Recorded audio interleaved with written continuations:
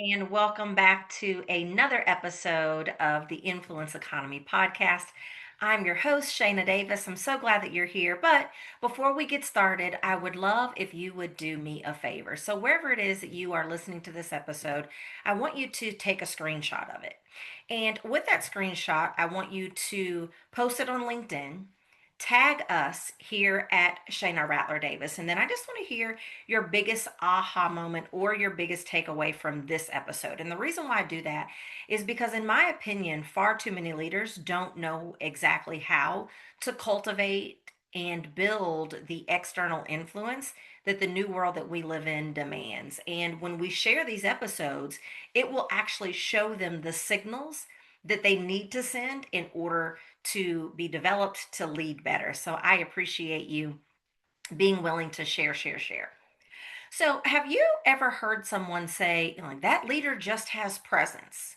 Like they walk into a room and people turn their heads, they speak and everyone leads in. There's something magnetic, right? But let's be real, presence without substance, and I think that's just performance, and performance isn't influence. In this episode, I want to talk about the shift that more leaders need to make if they actually want to be respected, trusted, and remembered in today's world. So, we're going to talk about why identity beats personality. Why identity beats personality. Why leadership identity, not charm, not charisma, not the way to work a room, not clothing, not career advancement, all the things that executive presence has been defined before. But we're going to talk about what actually creates the kind of presence that matters. Because what I've seen over and over again is that leaders who are remembered, those that are followed and trusted, they're not always the loudest in the room, but they are the clearest. And that clarity comes from identity. So let's get to it. Let me just back up for a second, though. We live in a world that is obsessed with personality, absolutely obsessed. Social media has turned charisma into currency. Confidence gets misread as competence every single day. Like, I don't care how confident you are, that doesn't mean you're competent. And we see examples of that around us every single day. And a lot of leaders, they've been actually rewarded for their style more than they have their substance. And I think that that game is just running out of road, if you ask me. One of my favorite moments was recently when Brene Brown was actually being interviewed by Adam Grant. He is a Wharton professor and he has a very successful podcast. And on that podcast, Brene Brown said something that hit me really hard, that she doesn't like the term executive presence. She was talking about, advice or critique or something that was given to her when she was a leader on her job back in the day. And she was like, I don't actually like executive presence. Now, she gave a lot of reasons for that, like the research is unclear and some other things. But one of the things that she said that really stood out to me was that there's a lot of loud leaders making a lot of noise, but not necessarily saying anything meaningful. And I'm paraphrasing that.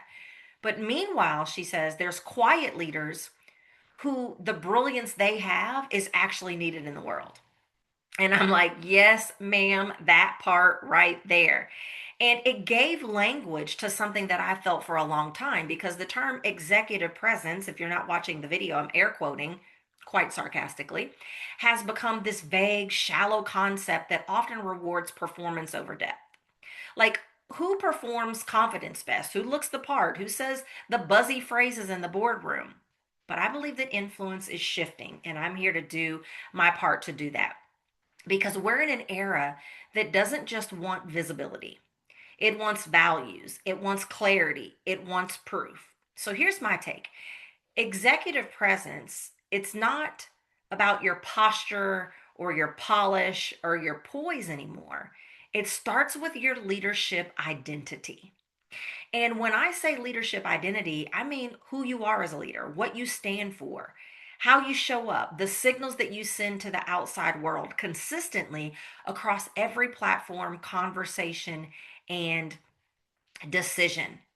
So, like, I don't want to just hear about your title or your description. I don't want to just hear about the company's values that you work for or their vision. But what is your POV? What is your narrative? whether that relates to the industry that you're in or what it is that your company sells. Because that leadership identity, when you develop it properly, that's going to be the through line that connects your communication, your reputation, and external influence, and the company that you represent.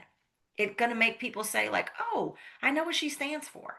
I know what he believes. I know how they lead. Because listen, personality gets attention, but identity builds authority and credibility. So let's make it plain. Think about the leaders who have shaped entire industries, or even leaders inside your own company who get tapped for big opportunities, initiatives, media, you know, to lead special projects. The ones who are actually attracting talent into the organization, those that command respect, those that are leaving a lasting impression. It's not because they have a bigger personality most of the time. It's because they're actually anchored in who they are. They're actually thinking about who their identity is as a person, like as the leader, not just the company that they work for. They communicate in a way that aligns with their values. They're known for something clear and consistent. And they don't just show up for attention, they show up with intention. They're not there to just make noise, they're there to produce a sound. Now, you may not catch that, but just know that there's a difference between noise and sound. And you know what else that they don't do? They don't just simply rest on the values and credibility of the company that they work for. They're actually clear on their own value proposition to their industry and the company that they represent. That's real leadership identity. Now, let's talk about why this shift matters more than ever right now. We're leading in a world that is hyper transparent, it's AI disrupted, it's trust fragile. Like, people can Google your name in 2 seconds. They can read your LinkedIn, your blog, your quotes, your tweets, your tone, your background, anywhere that your message is, all before you step into a meeting with them. And they're not just looking for a competent executive, right? They just don't want to know how competent you are. They're looking for how credible you are. They want to know what you represent, how you think, what you're known for, whether you're trusted by others.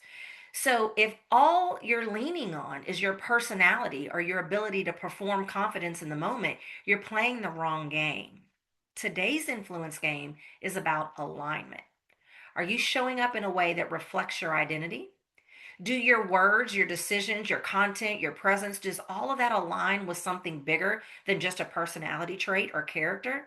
Because in this economy, trust isn't built by visibility alone, it's built by consistency. Let me give you a practical example. I worked with a leader once and they were getting overlooked for promotions. And it wasn't because they weren't highly competent. It wasn't because they weren't well liked. Like, on paper, she had everything, but she wasn't seen as the obvious choice when big opportunities came up. And when I worked with her and we dug in deeper, it became real clear that her leadership identity wasn't clear. People liked her, but they didn't know what she stood for. Even her communication, it was very thoughtful, but it wasn't directional. Her visibility, it existed a little bit, but it wasn't intentional. And unfortunately, despite her title, she was seen as a doer and not a strategist. Now, I can't see you, but raise your proverbial hand. How many times, despite your title, despite your expertise, that you're actually getting as seen as a doer within your organization and not a strategist? And meanwhile, you're the wind beneath someone else's wings that is getting picked, that is getting paid, and that is getting promoted. Once we developed a clearer leadership identity for her, one rooted in her values, her vision, her expertise, and her voice, that's when everything changed. She started speaking up with more clarity. She contributed thought leadership pieces that reflected her point of view. She became more strategic about how she showed up, not just internally, but externally. And guess what? She didn't even become louder. She just became clearer. And that clarity, that created credibility. And that credibility led to bigger opportunities. And that's the shift that I want more leaders to make. So if you're listening to this and you're thinking, okay, I get it, but where do I start? I want you to start with reflection. And I want you to ask yourself these questions. What am I known for today? What do I want to be known for? What values do I want to signal in my communication? Where is there a gap between how I see myself and how I'm perceived? And how am I showing up with intention or defaulting to familiarity? Next, I want you to get real specific. Your leadership identity isn't about your vision board or a fancy title, but it's really about how you communicate in meetings, how you represent your company externally, how you show up on LinkedIn, engage with media, contribute thought leadership, lead in rooms where the power dynamics are shifting. What about when you have to talk to investors? What about when you have to talk to potential talent that is considering working with your organization? Your leadership identity becomes the filter. It's how you decide what to say yes to, what you decline, what to comment on, what to create. It's about how you build trust without needing to shout. And it's about how you make sure your influence is tied to who you are, not just how you perform. So here's the final thing I'll say. The leaders who will win in this next era, this one where the trust gaps are widening, where every company is in a war over talent and where we're being disrupted by technology.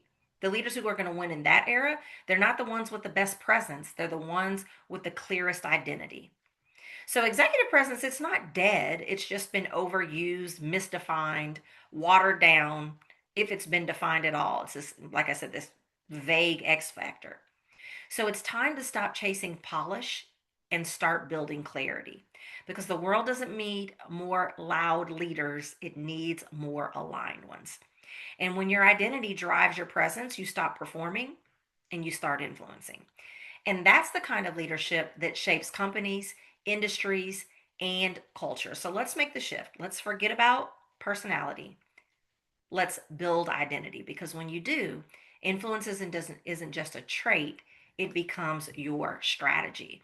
This is when you become trusted authorities and build authority in your industry. And this is when you really can begin to represent your company well, especially when the stakes are high externally. So I hope you've enjoyed this episode. I hope that you will consider sharing it with every leader that you know, every leader who is leading other leaders inside of organizations. I hope that you will share this with them as well. I also hope that you will go back and listen to previous and future episodes as well. Everyone, have a great day. Bye bye.